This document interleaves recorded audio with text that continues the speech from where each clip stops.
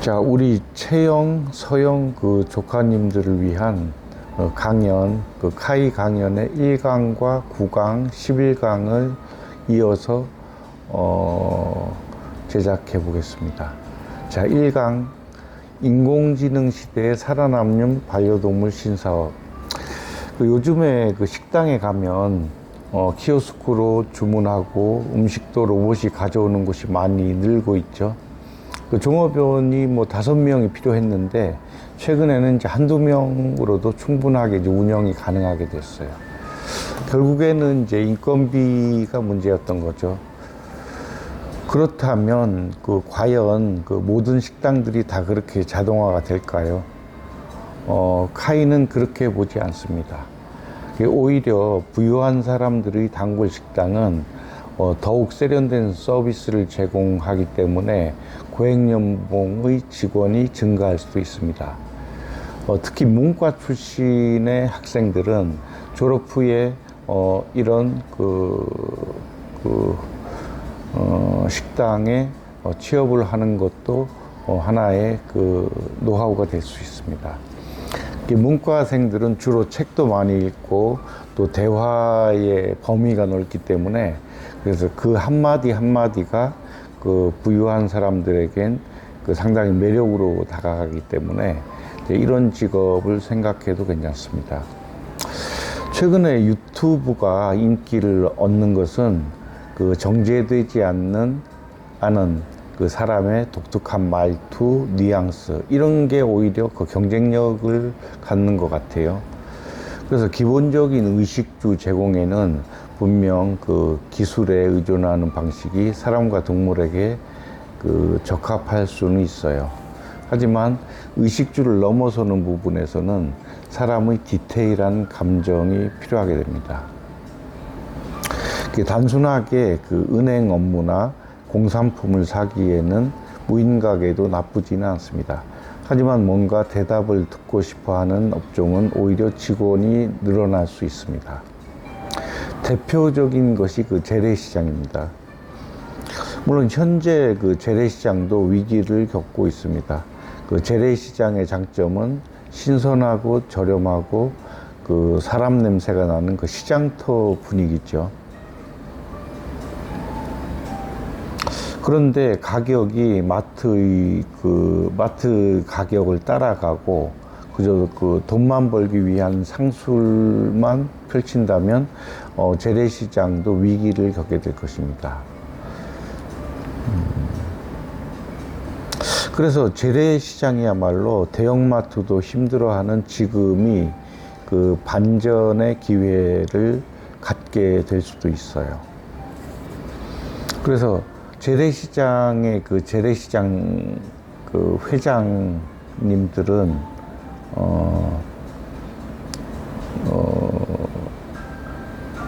회장님들이 능력을 발휘해야 되는데 그 발휘도에 따라서 재래시장에 일하는 분들이 상당히 많은 부자가 태어날 수가 있어요.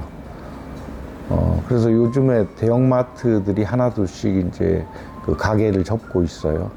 그런 거는 오히려 재래시장에게는 그 중에 이탈한 사람들을 재래시장으로 끌어들일 수가 있어요. 물론 이제 현명한 재래시장 상인은 이미 상인분들은 이미 그런 부분을 파악하고 대비하고 있죠. 그래서 음식값이 오른다고 해서 보통 재래시장이 1,000원짜리, 2,000원짜리, 3,000원짜리 이렇게 있었는데 요즘에는 기본이 5,000원, 10,000원 이렇게 되니까 카이도 재래시장을 자주 가는데 안 사게 돼요.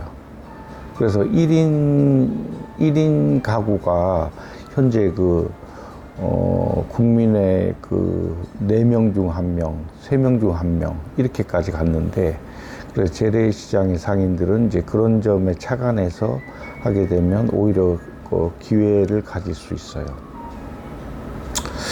그래서 카이가 다니는 경산시의 상솔시장에는 국산 순두부집이 있어요. 신선하고 가격도 저렴해서 열흘에 한 번씩은 순두부국이나 청국장을 사오기도 하죠.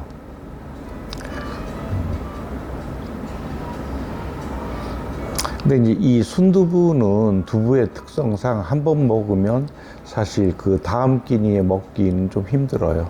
그래서 그런 곳은 그 다른 식재료를 같이 팔게 되면 이제 상호 보완이 될 수 있겠죠. 자, 이제 본론인 반려동물을 도와주는 그 인공지능을 알아봅시다. 그 일단 의식주와 관련해서 평균 80점의 점수를 주고 싶어요. 반려인 대신에 생리적인 현상을 해결해 주기에 매우 편리한 도구죠. 그렇다면 그 산책이나 여행 그리고 놀아주는 부분에서는 로봇이 적합할까요? 아니면 사람이 나을까요? 결국 사람이 잘할 수 있는 영역이 있고 그런 부담을 반려인이 기꺼이 지불을 하느냐가 관건입니다. 예를 들어서 로봇이 이끄는 산책줄에 따라 산책하는 서비스가 시간당 10,000원이고 퇴직한 노인분이 천천히 산책줄로 해주는 것이 20,000원이라면 그 반려인은 어떤 선택을 할까요? 당연히 사람을 선택하겠죠.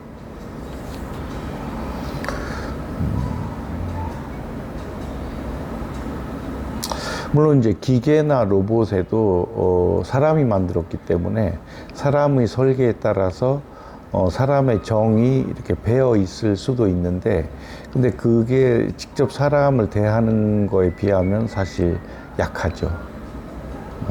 그래서 아무리 생각을 해봐도 우리 손을 마사지해주는 마사지기를 사용하듯이 산책을 로봇에 맡기는 것은 하고 싶지가 않을 거예요. 자, 어쩔 수 없을 경우 소비자는 차선을 택하죠. 그 수단의 부적절한 사용은 소비자가 원치를 않죠.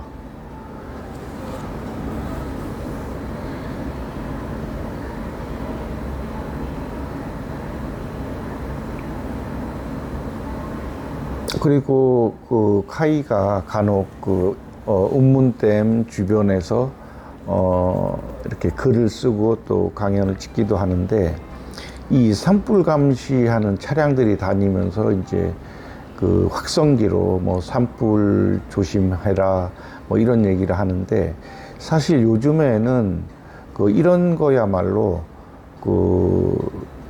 자동차 기름값 써가면서 또 인건비 나가면서 할 필요가 없죠. 요즘엔 드론이 워낙 잘 나와서 이런 곳이야말로 소음도 나지 않고 그리고 인공지능이 어떤 산 둘레를 드론 5대 가지고 다 관리를 할 수 있는 거죠.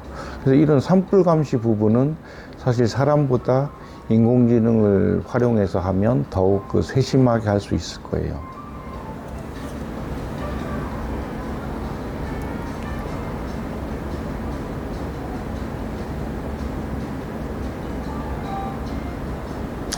자, 기존에는 그 사업의 대상이 이제 주로 사람이었죠. 하지만 요즘에는 펫 휴머니제이션에서 이제 반려동물도 거의 그 사람에 준해서 키우자는 분위기가 일고 있죠.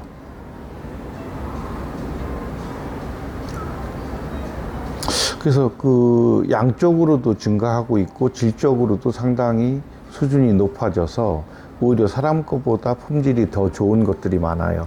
뭐 옷도 그렇고 가방도 그렇고. 최근에는 우리나라에서 유모차보다 이제 개모차, 개를 태우고 다니는 유모차가 더 많이 팔렸다고 하죠. 이건 아주 의미가 깊은 변화입니다.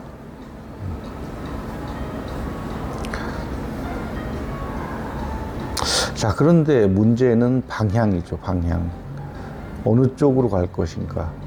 공급 과잉인 의식주 영역의 95% 이상의 종사자들이 이제 크지 않은 시장을 상대로 물론 시장은 커나가지만 시장이 커나가는 거에 비해서 참여하는 숫자가 증가하는 게 더 가파르게 증가하기 때문에 결국에는 서로 이제 그 저가 경쟁을 하게 돼요.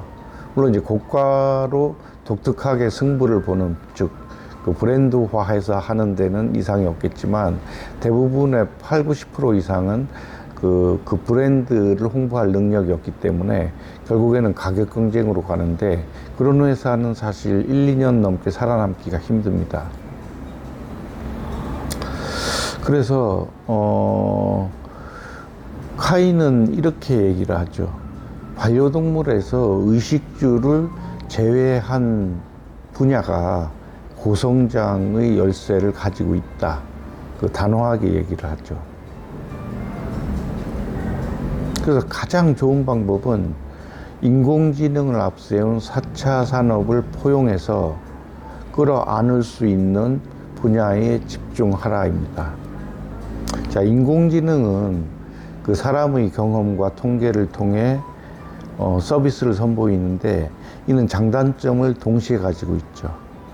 그 평범한 서비스에는 비용 절감이라는 큰 무기로 작용하지만, 고난이도의 서비스에서는 역시 그 사람의 손길이 가야 하기 때문에 사람의 일자리를 대체하기 어려워요. 더하여 사회적인 합의, 즉 어떤 분야에서는 사람이 해주는 서비스를 간절히 바란다면 그 분야는 인공지능이 대체하기 어려워질 거란 말이죠.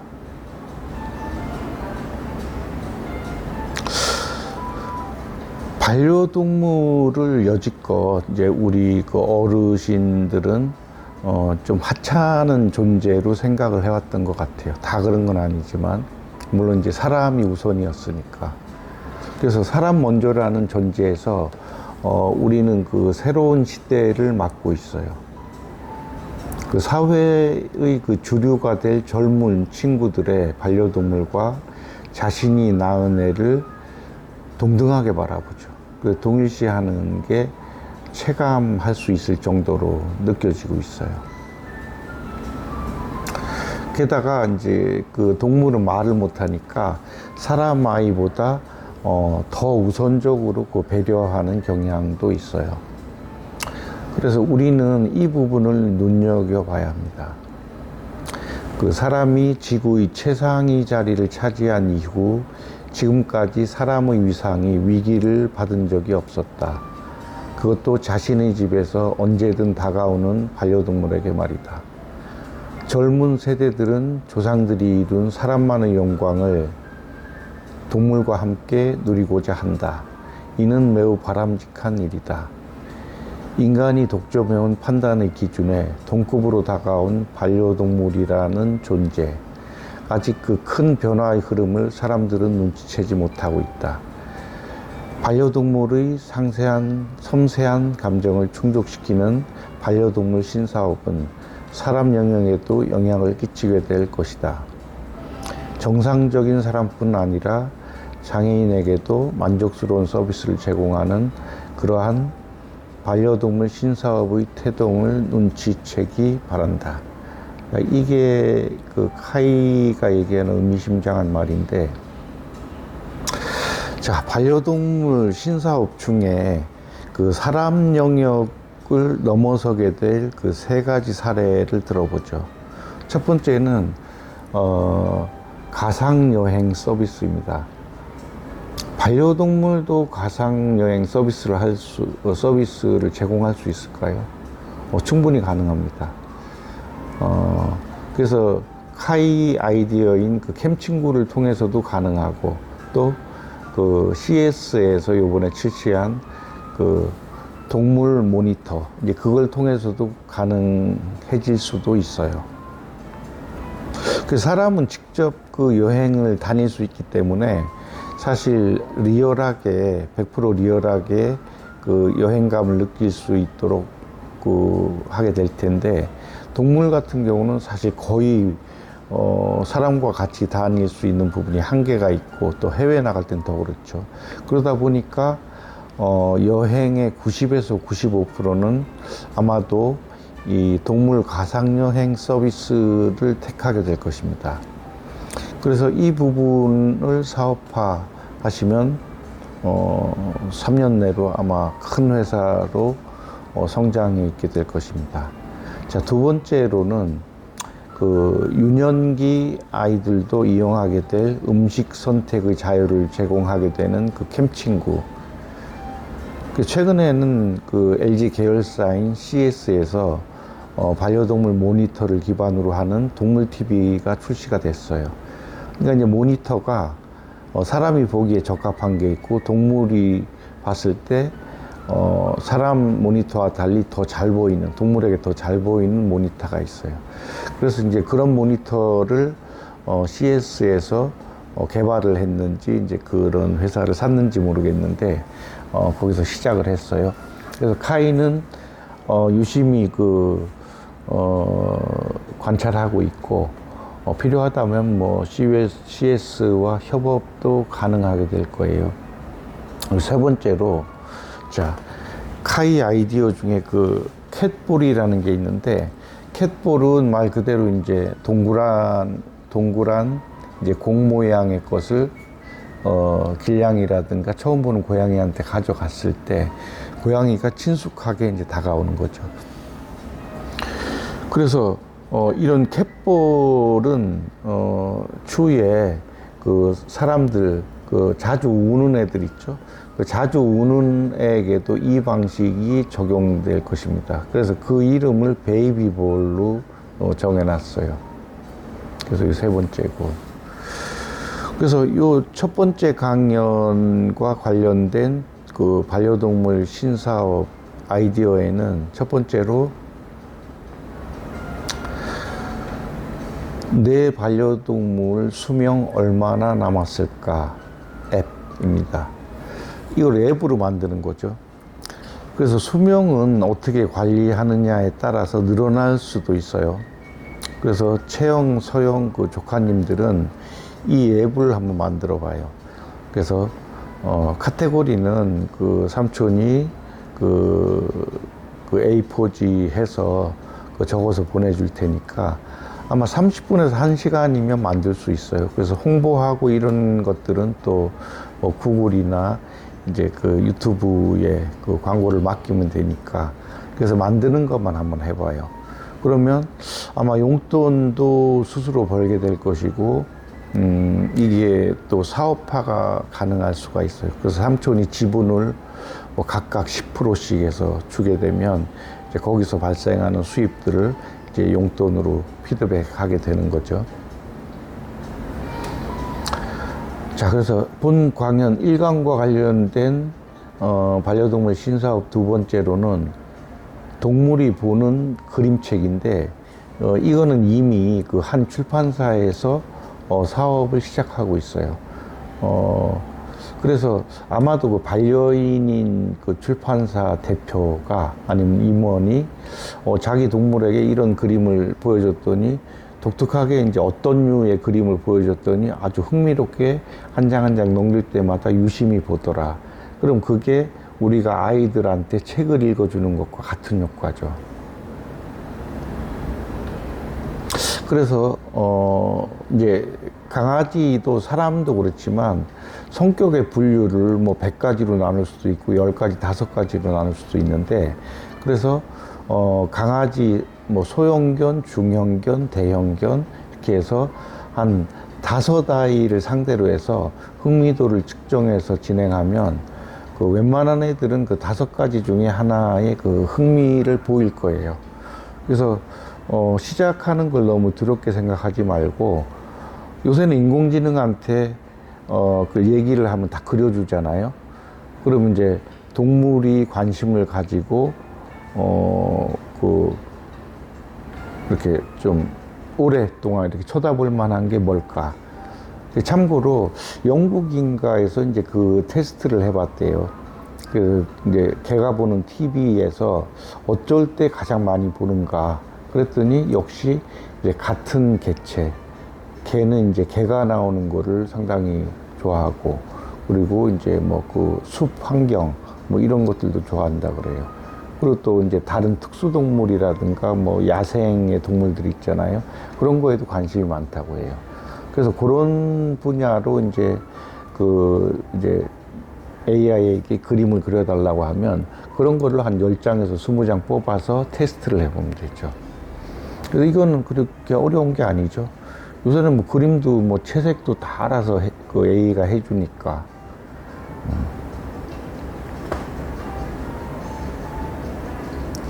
그리고 이제 9강 8강.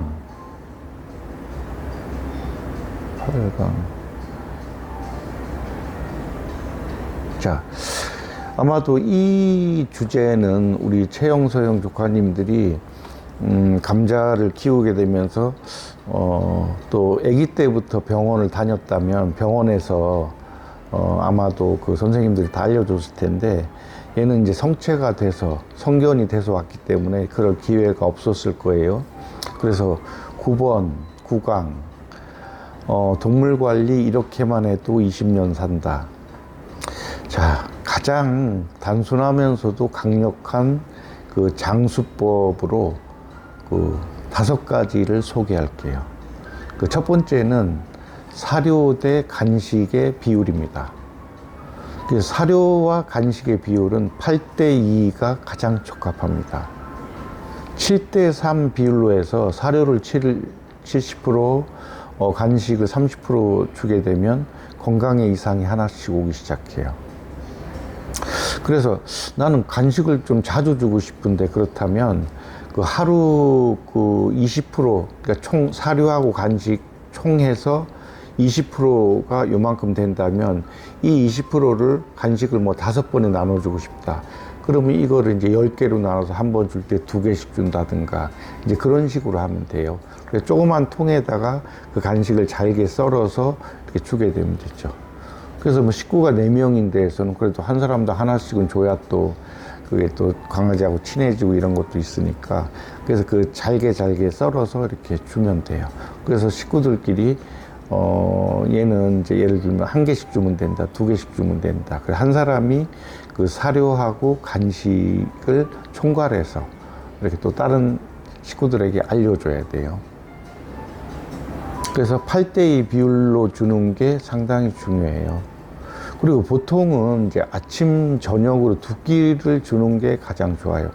그 새끼 먹는 애들은 아무래도 이렇게 좀 살이 찌는 경향, 비만으로 갈 수가 있어요. 그래서 아침, 저녁으로, 사료를 주고, 또 그 빈 시간, 그 점심시간이나 이때는 뭐 야채, 당근이라든가, 뭐 오이, 이런 거를 이제 뭐 손가락 요만큼 해서 주면 그것도 이제 간식이 될 수 있고, 육포 이런 것들을 또 간식으로 줄 수 있고, 그리고 낮에 따로 간식을 주고 싶진 않다. 그러면 아침 먹을 때, 저녁 먹을 때 그 사료랑 섞어서 2가지 방법이 있죠. 그렇게 해서 제일 중요한 거는 80% 이상, 90% 되면 더 좋죠. 사료 안에는 그 거의 100% 영양분이 들어있기 때문에 사실 다른 간식을 주지 않아도 영양의 불균형은 없어요. 그래서 아기 때는 굳이 뭐 무릎이 아프다든가 어디 아픈 게 아니라면 굳이 다른 영양제를 먹일 필요는 없어요. 그리고 사료도 보통 뭐 고급 사료를 먹으면 애들한테 더 좋지 않을까 해서 뭐 5만 원짜리, 뭐 8만 원짜리 사 먹이는 경우도 있는데, 뭐 특별하게 어디가 아픈 게 아니라면 일반적으로 그 병원에 가면 그 이제 유년기, 성장기 때 먹는 게 있고, 또 성체, 뭐 1년부터 한 8년, 중년이 되기 전까지 먹이는 사료, 이제 그 사료, 보통 2만 원 전후의 사료, 그 정도를 급여하는 게 가장 적합해요. 특히 그 동결건조 사료라든가 습식 사료는 이게 그 씹는 건식 사료는 씹어서 할 때 이제 침이 잘 나와서 소화도 잘 되는데, 근데 액체로 된 거라든가 동결건조는 그냥 녹아버리니까 그 이빨 사이에 또 이제 그 많이 남아요. 그래서 이를 잘 안 닦아주면 이빨도 많이 상하게 되니까. 그래서 특별하게 뭐 어디가 아플 때나 또 이제 어떤 병에 걸려서 또 식욕이 떨어져서 습식 사료를 준다든가 그런 경우가 아니라면 딱딱한 사료를 주는 게 오히려 강아지들한테는 유리합니다. 건강에. 그래서 이 안 닦아주면 또 치석이 끼게 되고 이 치석이 파고들어서 이제 그 뿌리까지 치고 들어가면 이제 나중에 이를 뽑아야 되겠죠.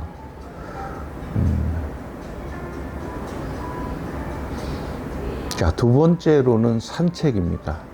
사료만큼이나 중요한 건데, 자, 산책은 뭐 일주일에 최소 3번 이상, 시간은 30분 전후가 좋습니다. 그 예를 들어서 뭐 나는 시간이 많이 돼서 뭐 3시간 해줄 수 있어. 하지만 사람이 그렇게 3시간을 계속 해주는 게 쉽지 않기 때문에 이제 그 습관을 30분 정도로 해주는 게 가장 좋아요. 그래서 산책을 해주다가 내가 일이 있어서 한 주는 또 산책을 못 나갔다. 그러면 이제 그 반려견은 이제 보상심리. 이제 산책하고 있을 때는 막 스트레스 풀렸는데 또 오랫동안 했는데 3시간을 하다가 갑자기 뭐 1시간 또 30분으로 줄이면 얘가 또 스트레스 받아요.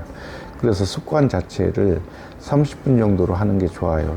물론 이제 1시간 가량을 꾸준히 할 수 있는 반려인이라면 1시간까지 해도 뭐 크게 문제는 없을 거예요.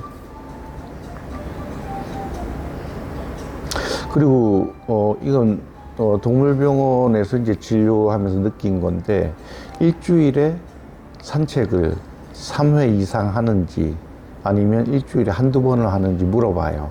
그러면 꼭 아픈 애들은 일주일에 산책을 1회나 2회밖에 안 해요. 그래서 일주일에 3회 이상만 돼도 애들이 건강을 잘 지켜나가는 것으로 보여요. 그래서 산책을 일주일에 2번 했느냐 3번 했느냐가 큰 차이가 있죠. 3번 이상만 하면 큰 문제가 없다. 그래서 그 산책을 했을 때 얘들이 이제 질병이 오는 확률도 낮아지고 회복력이 높죠. 네, 그래서 이제 면역력과 관련되는 거예요. 자, 3번째로 예방접종과 그 중성화 수술이죠. 자, 어릴 때는 그 종합 백신이라는 DHPPL을 5차례, 그리고 캔넬코프 2회, 코로나 장염 2회, 곰팡이 백신 2회, 신종플루 2회, 이거를 이제 2주 간격으로 2가지씩 접종을 하죠. 그리고 월 1회 심장하상충하고 외부기생충이 같이 되어 있는 게 있어요. 그거를 이제 바르거나 이제 먹는 용으로 있는데, 여기서 중요한 거는 아기 때 접종을 했다고 끝나는 게 아니에요. 주사로 맞는 거.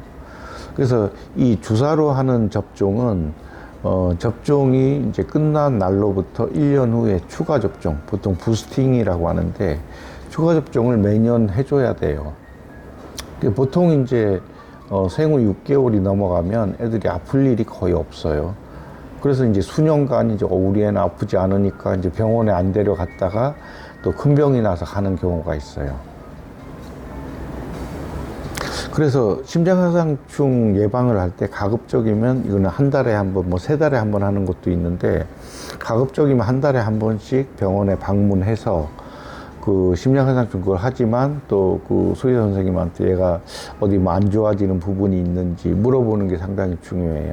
이때는 따로 진료비를 추가로 받지 않기 때문에 그렇게 해주는 게 현명하게 반려동물을 관리하는 거예요. 그리고 병원에 갔을 때는 꼭 그 체중을 재달라고 해요.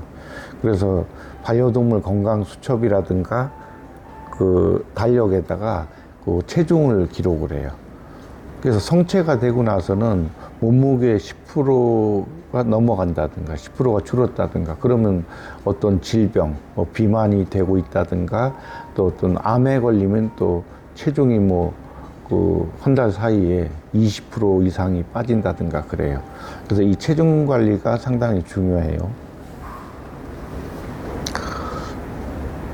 자, 소형견은 보통 6에서 8개월이면 그 성장이 멈추죠. 하지만 그 성체, 그 안에 뼈도 단단해지고 이제 사람처럼 20살 이게 되려면 1년 반 정도가 되면 이제 성견이 됐다고 해요.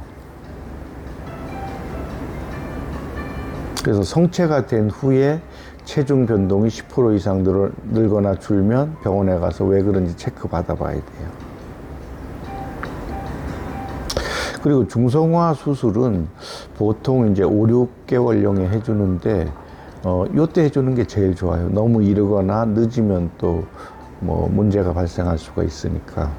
그래서 중성화 수술은 성호르몬이 그 과하게 나오는 애들의 경우에 뭐 사나워지거나 예민해지고, 특히 그 암컷은 유방암이라든가 자궁염, 자궁암이 그 상대적으로 많이 올 수 있기 때문에 예방을 해 놓으면 예방률이 8, 90%가 돼요. 수컷의 경우는 이제 그 전립선염을 예방하게 되고, 그 고환암이라든가 이런 것들을 또 예방하게 돼요. 더불어서 수명도 좀 늘어나는 효과가 있어요. 옛날에 내시들이 오래 살았죠. 일반인보다 오래 살았어요. 한 1, 20% 정도 더 길게 살았어요. 네 번째로, 그 동물 또는 동물들이 혼자 집에 있게 될 경우에는 TV나 라디오를 틀어놓는 게 좋아요. 예를 들어서 혼자서 3시간에서 뭐 그 10시간을 집에 있게 되면 우리 반려동물이 할 수 있는 일은 거의 잠자는 일밖에 없어요.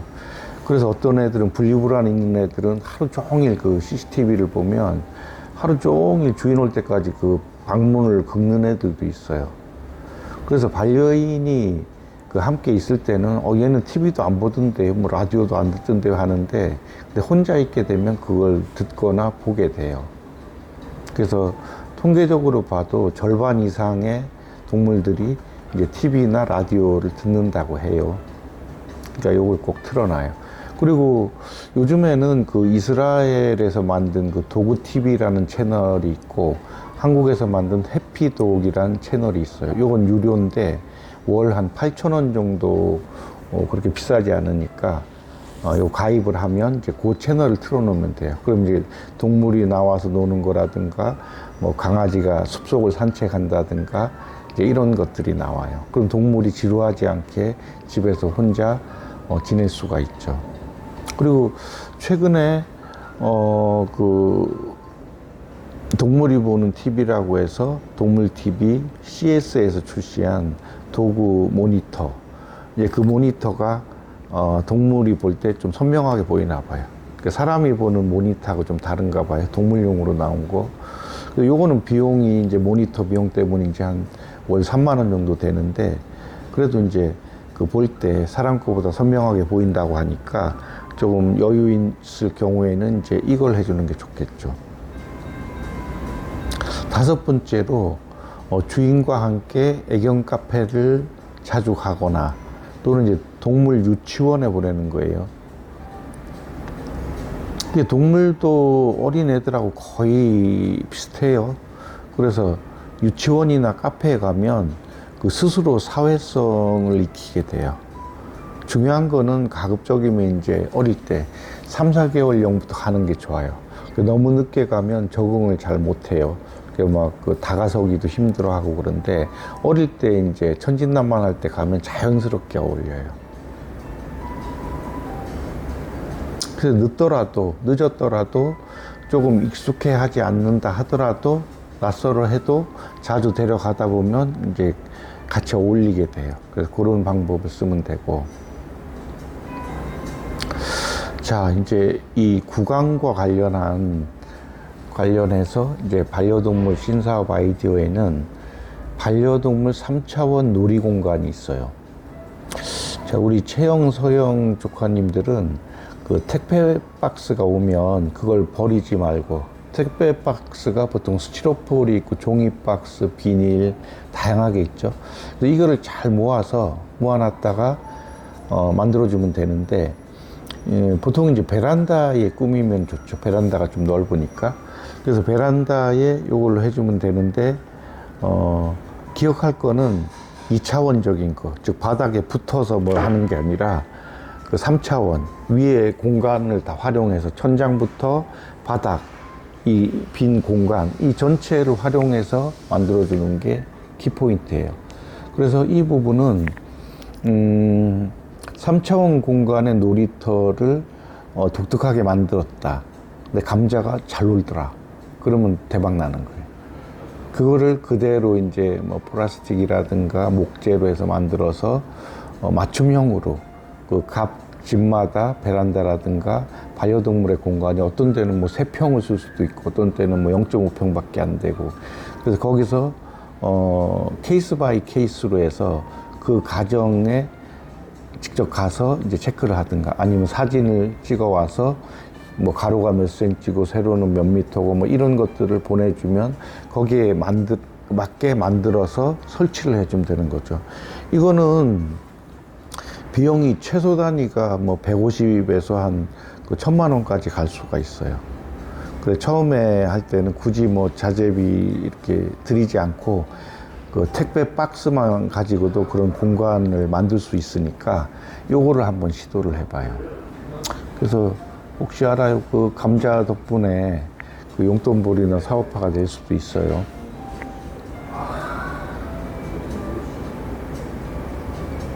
그래서 이 핵심은 스스로 이제 즐겁게 노는 방법. 우리 사람 애들 같은 경우는 미끄럼틀이라든가 이런 것들이 있잖아요. 그래서 그런 미끄럼틀을 만들어줘도 괜찮아요. 대신에 처음에는 이제 위에서 한번 미끄러지게 한번 해주면 자기가 다시 올라가서 미끄러지게 되고 이제 이런 것들. 그리고 이제 얌체공 같은 거.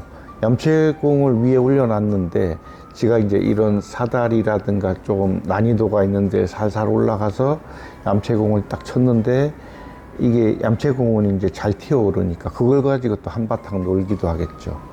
그래서 동물 전용의 그 특수 장난감을 제작하는 것도 상당히 앞으로는 유망 그 아이디어가 될 거예요. 이거는 실천을 해봐요. 어려운 거 아니니까. 자, 이제 20강.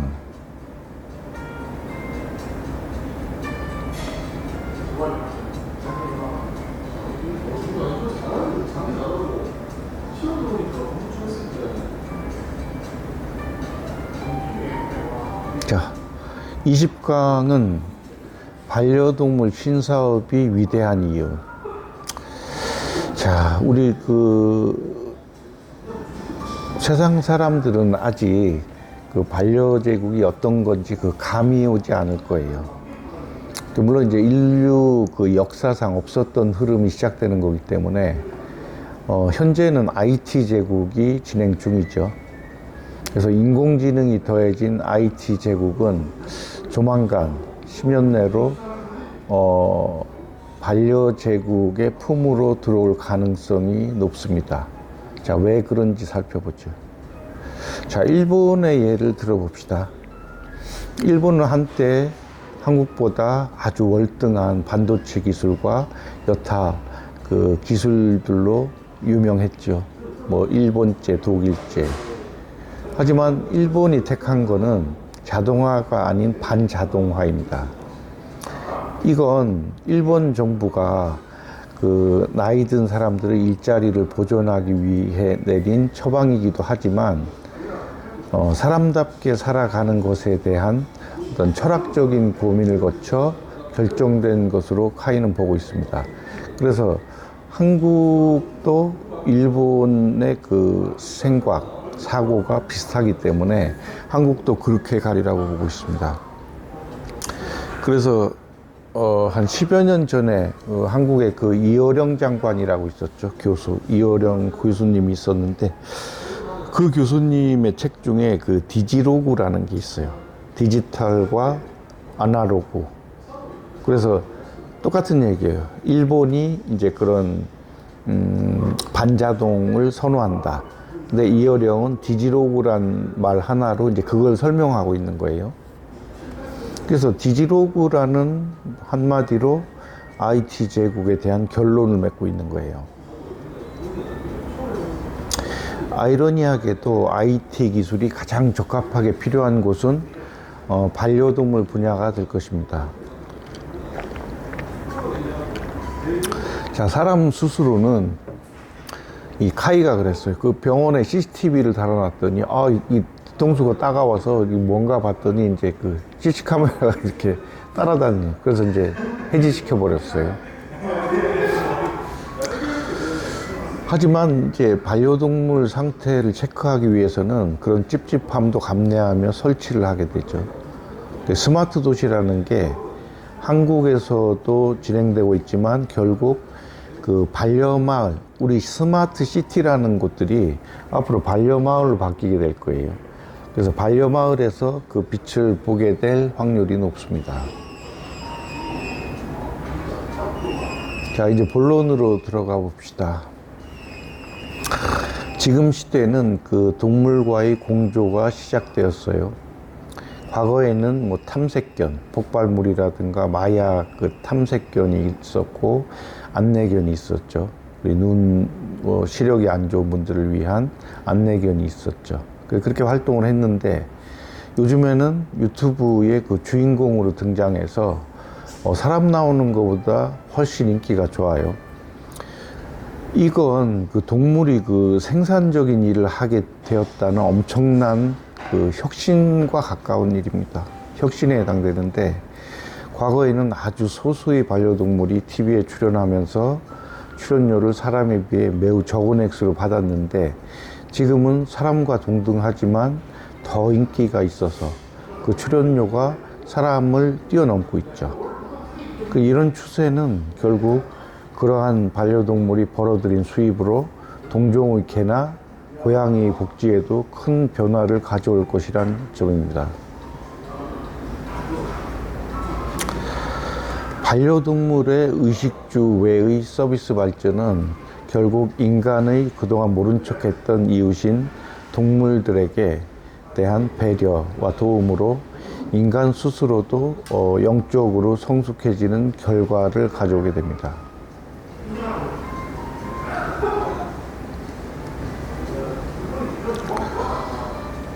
자, 반려동물 관련된 기업들은 동물뿐 아니라 사람들의 어려운 점도 해결하게 될 것입니다. 즉, 유기동물뿐 아니라 소외된 이웃이나 저소득의 이웃들에게 그 일자리를 제공하게 되고 그 활달한 교류를 통해 정부나 사람을 위하는 기업보다 더 역할을 하게 될 것이란 그 예상을 하고 있습니다. 반려동물 신사업은 단순한 한 분야의 사업이 아니에요. 어쩌면 그 인간의 종말을 막는 가장 손쉬운 방법일 수도 있어요. 그 나비 효과보다 100배 더 효과가 좋은 게 자연의 전령사인 반려동물의 효과죠. 그래서 마당에 사는 강아지나 또 길냥이들, 이제 이런 동물들은 몸동작과 이제 표정으로 다른 동물, 뭐 새라든가 뭐 이제 그 뱀이라든가 이런 애들과도 의사소통을 하죠. 그래서 날아다니는 새, 뭐 멍멍 짖는 개들은 그렇게 서로의 상태를 파악하고 의사를 전달해요. 인간이 의식하고 있지 않은 상대인 식물도 진균류, 우리 보통 곰팡이라 하죠.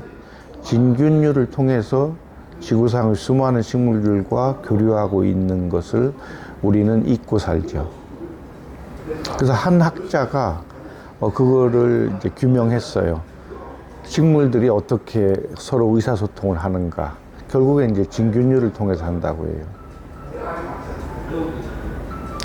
자, 인간들이 반려동물에게 잘하면 반려동물이 다른 동물에게 전달하고 이것이 곧 신 혹은 자연에 전달되어 자연이 또 인간을 보호하게 되는 선순환을 가져오죠.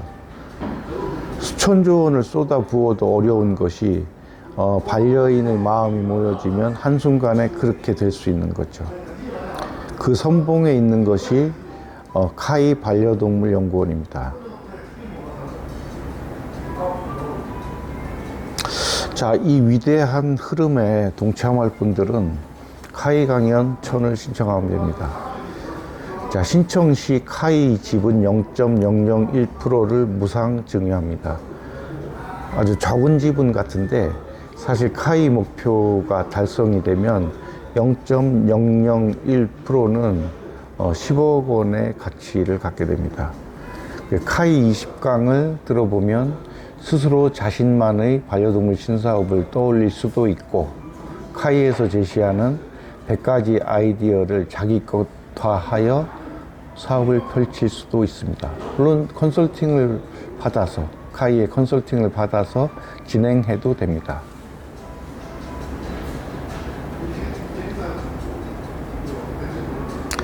자, 이렇게 그 1강, 9강, 1강, 9강, 10강, 요 그 세 가지 강연을 이제 우리 조카님들을 위해서 찍어 봤는데, 이거를 한 3번 정도는 봐요. 우리 채영, 서영 조카님들은 요거를 3회 이상 보면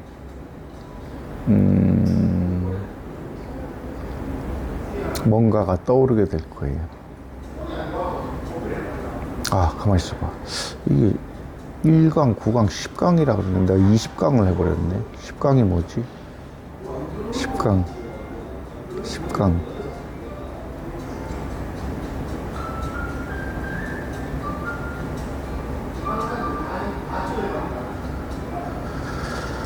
일단 오늘은 요 3강을 했으니까 제가 요거를 잘 읽어봐서 아까 얘기했던 꼭 해야 할 것, 그게 이제 반려동물 3차원 놀이터 만드는 거 하고, 우리 강아지 수명 얼마나 남았을까, 앱 만드는 거, 그 2가지는 꼭 해봐요. 자, 이것으로 강연을 마치도록 하겠습니다.